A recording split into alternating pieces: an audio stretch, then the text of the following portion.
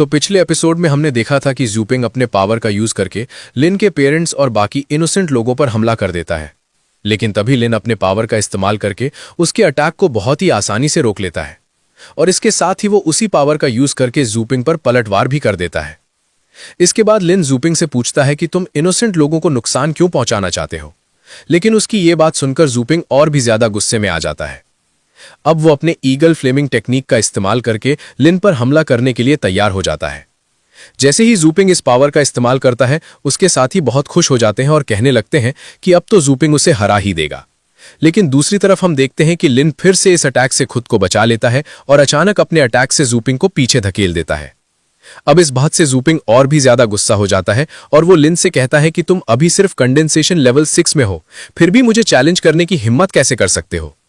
इतना कहने के बाद वो फिर से अपनी स्वॉट टेक्निक का इस्तेमाल करके लिन पर हमला करता है, लेकिन हम देखते हैं कि लिन इस अटैक को भी बहुत ही आसानी से पकड़ लेता है, जिसके बाद जूपिंग उसके सामने बिल्कुल बेबस हो जाता है और लिन अपने पावर का यूज करके उस पर जबरदस्त हमला कर देता है। अब जूपिंग इस अटैक को रोकने के लिए अपनी पूरी ताकत लगा देता है, लेकिन फिर भी वो लिन के सामने कुछ नहीं कर पाता। इस तरह लिन उस पर पूरी तरह भारी पड़ने लगता है। तभी जूपिंग कहता है कि तुमने मुझे इस पावर को इस्तेमाल करने के लिए मजबूर कर दिया है। इसके बाद वो अपने ब्लैक पाइथन पावर का इस्तेमाल करके लिन पर हमला कर देता है। दूसरी तरफ लिन के पेरेंट्स ये देखकर बहुत ज्यादा घबरा जाते हैं और लिन की चिंता करने लगते हैं, लेकिन फिर भी हम देखते हैं कि लिन इस ब्लैक पाइथन अटैक को भी बहुत आसानी से रोक लेता है और वापस उस पर हमला कर देता है। हालांकि इस अटैक से ब्लैक पाइथन को ज्यादा नुकसान नहीं होता, इसलिए जूपिंग फिर से अपने पावर का यूज करके लिन पर हमला करता है। लेकिन इस बार भी ब्लैक पाइथन लिन के सामने टिक नहीं पाता, क्योंकि लिन उसके अंदर अपना पावर भेज देता है और फिर अगले ही पल लिन उसे ब्लास्ट करके वहीं खत्म कर देता है। ये सब देखकर वहां मौजूद सभी लोग हैरान रह जाते हैं और कहने लगते हैं कि आखिर लिन इतना पावरफुल अचानक कैसे हो गया। यहां तक कि जूपिंग भी कहता है कि तुम तो अभी कंडेंसेशन लेवल 6 में हो, फिर भी तुमने मेरे ब्लैक पाइथन को कैसे नष्ट कर दिया। लेकिन तभी लिन अपना असली पावर सबके सामने दिखा देता है, जिसे देखकर वहां मौजूद सभी लोग पूरी तरह चौंक जाते हैं। अब सबको पता चलता है कि लिन असल में कंडेंसेशन लेवल 14 में है। दूसरी तरफ स्वांडाओ सेट के एल्डर भी इस पावर को देखकर हैरान रह जाते हैं। वहीं एल्डर सुनिस लिन के पावर को देखकर मुस्कुराने लगता है। अब जूपिंग की हालत पूरी तरह खराब हो जाती है और वो अपनी जान बचाकर वहां से भागने की कोशिश करता है, लेकिन लिन उसे ऐसा करने नहीं देता और तुरंत अपने पावर का यूज करके उसे पकड़ लेता है। इसके बाद लिन उससे कहता है कि जब तुम इनोसेंट लोगों पर हमला कर रहे थे, तब क्या तुमने कभी इसके बारे में सोचा था। अब जूपिंग पूरी तरह बेबस हो जाता है और लिन अपने खतरनाक अटैक से उसे बुरी तरह घायल कर देता है। तभी स्वांडाओ सेट का मास्टर गुस्से में आ जाता है और लिन पर हमला करने की कोशिश करता है, लेकिन उसी वक्त हुआसे सेट के एंसेस्टर वहां आ जाते हैं और उसके अटैक को रोक देते हैं। वे उससे कहते हैं, क्या तुम हमें भूल गए हो। इसके बाद वो कुछ भी बोल नहीं पाता। फिर एंसेस्टर लिन से कहते हैं कि अब से तुम हमारे सेट के इनर डिसाइपल हो। इस तरह हुआसे सेट ये मैच जीत जाता है। दूसरी तरफ हम देखते हैं कि वेडर सेक्टर में लोग इस बारे में बात कर रहे होते हैं, जहां एक लड़का कहता है कि अब हमें यहां से तुरंत निकल जाना चाहिए, क्योंकि अब तक हर बार सुवांडाओ सेट ही विनर बनता आया था, लेकिन इस बार हुआसे सेट ने उन्हें हरा दिया है। अब आगे एक बहुत ही बुरा समय आने वाला था। दूसरी तरफ हम देखते हैं कि सुवांडाओ सेट के लोग अब यहां से जाने के लिए पूरी तरह तैयार हो चुके थे। वे अपने बीस्ट्स पर सवार होकर वहां से निकल जाते हैं। इसी बीच हम देखते हैं कि लिन के पेरेंट्स भी अब अपने घर जाने लगते हैं, लेकिन तभी लिन उनसे मिलने के लिए उनके पास आता है और उन्हें बताता है कि अब वो व्हाइट कलर वाला डिसाइपल बन चुका है। ये सुनते ही लिन की मां काफी इमोशनल हो जाती है और उसे देखकर रोने लगती है। तब लिन उनसे कहता है कि आप दोनों अपना अच्छे से ख्याल रखना। इसके बाद लिन उन्हें अपनी डिवाइन कॉन्शियसनेस का जेड पर्ल दे देता है। फिर वो अपने पिता से कहता है कि भविष्य में अगर आप पर कभी भी कोई खतरा आए तो ऐसी कंडीशन में तुरंत इसे क्रश कर देना, क्योंकि इसके बाद मैं आपकी मदद के लिए तुरंत वहां पहुंच जाऊंगा। इस पर लिन के पिता कहते हैं कि हाँ, मैं इसे जरूर याद रखूंगा, और इसके बाद वे दोनों वहां से चले जाते हैं। अगले सीन में हम देखते हैं कि लिन अपने रूम के अंदर बड़े आराम से सो रहा होता है, लेकिन तभी दूसरी तरफ हम देखते हैं कि नामजा काफी देर तक इंतजार करता रहता है। तब नामजा कहता है कि अब तक ये लोग यहां क्यों नहीं आए। शायद वे सोच रहे हैं कि इस सेट को डिस्ट्रॉय होने से बचा लेंगे। इसके बाद वो अपने सभी एल्डर्स से कहता है कि अब तुम सब इसके लिए तैयार हो जाओ, क्योंकि अब हमें अपना प्रोटेक्शन फॉर्मेशन ओपन करना होगा। ये सुनकर बाकी एल्डर्स भी उसकी बात मानने के लिए तैयार हो जाते हैं। फिर वे अपने माउंटेन गार्ड फॉर्मेशन को एक्टिवेट कर देते हैं। अब हम देखते हैं कि सेट के चारों तरफ एक बहुत बड़ा प्रोटेक्शन फॉर्मेशन बन चुका था। इस तरह वे लोग अपने सेट को नामजा के हाथों से बचाना चाहते थे। दूसरी तरफ हम देखते हैं कि लिन भी इस सब को देखकर हैरान रह जाता है। लेकिन तभी एल्डर सुन की नजर जैसे ही लिन पर पड़ती है, वो तुरंत उसे अपने रूम के अंदर ले आता है। ये सब देखकर लिन काफी हैरान हो जाता है और वो एल्डर सुन से पूछता है कि बाकी लोग तो फॉर्मेशन सेट करने में लगे हुए हैं, तो क्या आप ऐसी सिचुएशन में उनकी मदद नहीं करना चाहते? इस पर एल्डर सुन कहता है कि इसका कोई फायदा नहीं होगा, क्योंकि सुआंडाओ सेट के एंसेस्टर के सामने कोई भी कुछ नहीं कर पाएगा। इसके बाद एल्डर सुन लिन को एक टी पीने के लिए देता है और कहता है कि ये 2 घंटों में एक्सपायर हो जाएगी, इसलिए मैं चाहता हूं कि तुम इसे जल्दी पी लो। लेकिन असल में लिन को समझ आ जाता है कि इसमें जरूर कोई गड़बड़ है, इसलिए वो उस टी को पीने से इनकार कर देता है और उसे नीचे गिरा देता है। फिर लिन कहता है कि मुझे पता है कि इसमें भी जहर है, बिल्कुल वैसा ही जहर जैसा उस पिल के अंदर था। यह सुनकर एल्डर सुन कहता है कि अब तो तुम्हें इसके बारे में पता चल ही गया है, और अचानक वो अपने पावर का यूज करके लिन को कैद कर लेता है।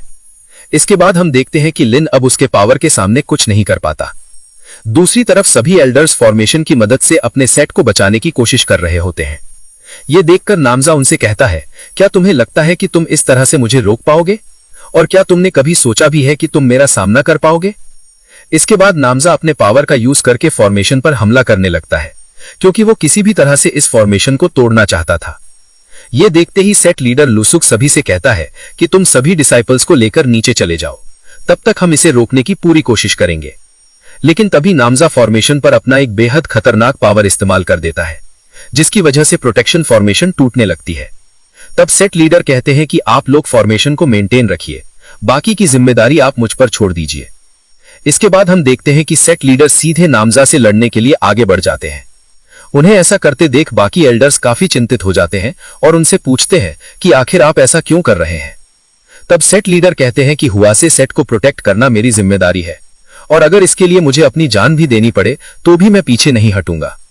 इसके बाद हम देखते हैं कि वे नामजा के अटैक को रोकने के लिए अपने ड्रैगन पावर का इस्तेमाल करने लगते हैं, क्योंकि वे किसी भी तरह से हुआ से सेट को बचाना चाहते थे।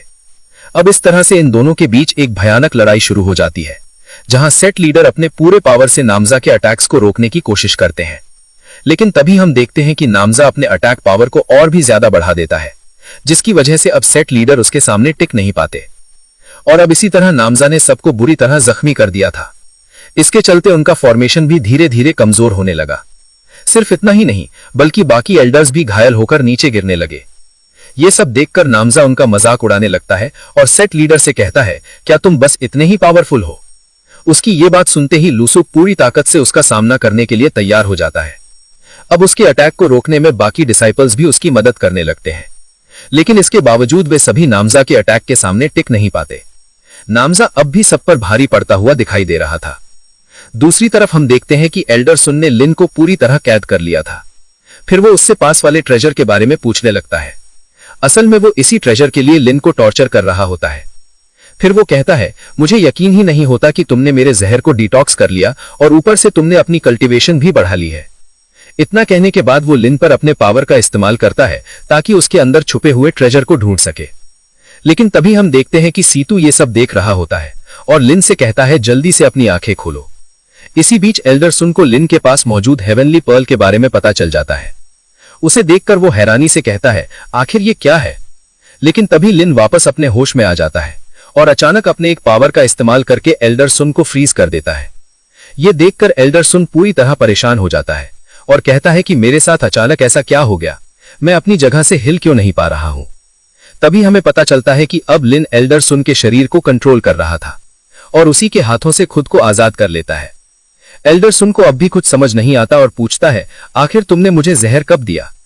इस पर लिन जवाब देता है, मुझे पहले से पता था कि ल्यू के पीछे तुम्हारा ही हाथ है, क्योंकि तुमने ही उसे कंडीशन्ड सेफ साइंसेस दी थी, जिनका इस्तेमाल करके किसी के भी बिहेवियर को कंट्रोल किया जा सकता है। इसलिए मैंने इसका इस्तेमाल करके तुम्हारे लिए वो टी बनाई थी। अगर तुम मुझे टॉर्चर नहीं करते तो उसका असर कभी दिखाई नहीं देता। लेकिन अब तुमने मेरे साथ जो किया है वो एक बहुत बड़ी गलती है और अब तुम मेरे हाथों से बच नहीं पाओगे। इसके बाद हम देखते हैं कि एल्डर सुन अपनी जान की भीख मांगने लगता है, लेकिन लिन उसकी एक भी बात नहीं सुनता और अपने अटैक से उसे वहीं खत्म कर देता है। तभी सीतू उससे कहता है, गद्दार को मार देना और लगातार अपने कर्म को बढ़ाते रहना, यही असली इनमॉर्टल कल्टीवेशन है।